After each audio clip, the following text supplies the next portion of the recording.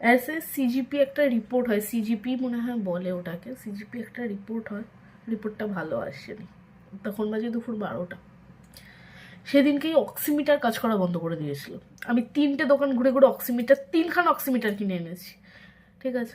1:30-1:30টায় আমি সিজিপি শুনলাম ভালো আসেনি। চক্রবর্তী ডাক্তারবাবুকে আমি মেসেজ করলাম যে উনি যে মেডিসিনগুলো বললেন আমাকে, মেডিসিন দিলাম, আমি মাথায় মাইন্ডে নিলাম, আমাকে মনে হচ্ছে হসপিটালাইজ করতে হবে, বাড়িতে আর করা যাচ্ছে। যেই নার্স সকালে থাকতেন উনি আমায় বলছেন, বোন একটা কথা বলি, ঠিক এই কথাটাই বলেছিল, বোন একটা কথা বলি, তুমি না তোমার বাবাকে হসপিটালে দিয়ে দাও, মনে হচ্ছে না বাড়িতে রেখে তুমি চিকিৎসা করাতে পারবে, কারণ যেই সাপোর্টটা দরকার তো বাড়িতে তো ওই সাপোর্টটা আমরা দিতে পারছি না। একদম ঠিক আছে, করিয়ে দাও। 1:30টার সময় আমি অক্সিমিটার দিলাম, আমার সামনেই বাবাকে স্নান করানো, খাওয়ানো, সাকশান করানো, খাওয়াইনি, সাকশান করালো। আমি বলছি ঠিক আছে তোমরা আপনি সাকশান করান, 1:30টা বাজে, আমি কাছে 2টোয় আমি আবার অফিস বেরোবো। 2টো আমার কাছে ফোন এলো, আমি জাস্ট ফ্ল্যাটে ঢুকে জাস্ট বসেছি যে এবার একটু ফ্রেশ হবো, ড্রেসগুলো খুলবো। বলছে তুমি ইমিডিয়েট বাড়িতে এসো। বললাম কী হয়েছে? বলছে তুমি এসো আর তোমার ওই দাদাটাকে ডেকে আনো। আমি গেছি, আমি যে কী হয়, আমি দেখছি পালস রেট আপ ডাউন করছে, প্রেশার খুঁজেই পাচ্ছে না। উনি বুকের মধ্যে চাপ দেয়, এটাকে কী বলে আমি জানি না, মানে ভুলে গেছি আমি, এখন আর মাথা কাজ করে না ওইসব ব্যাপারে আমার। যে কী হয়েছে? বলছে তুমি দাদাকে ডাকো তোমার।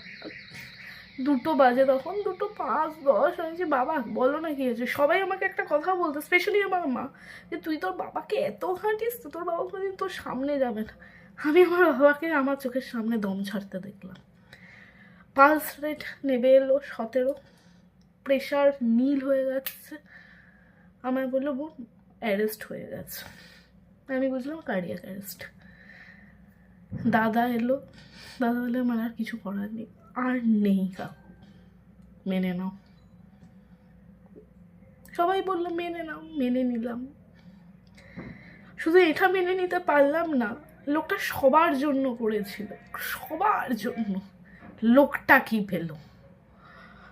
গাদাগুচ্ছেদ অপমান, গাদাগুচ্ছেদ লাঞ্ছনা, নাথিং নাথিং। বাবা আমাকে কিছু কথা তার আগে জানিয়ে গেছিল বা বলেছিল, সেগুলো সব মিলতে শুরু করে, তার অসুস্থতার থেকেই ওগুলো মিলতে শুরু করেছিল। আমি শুধু তাকে এটাই বলেছিলাম, বাবা এইটা আমাদের মধ্যে কথা ছিল না যে তুমি এত তাড়াতাড়ি চলে যাবে, তুমি বলেছিলে হ্যাঁ আমি অসুস্থ থাকবো তুমি দেখ।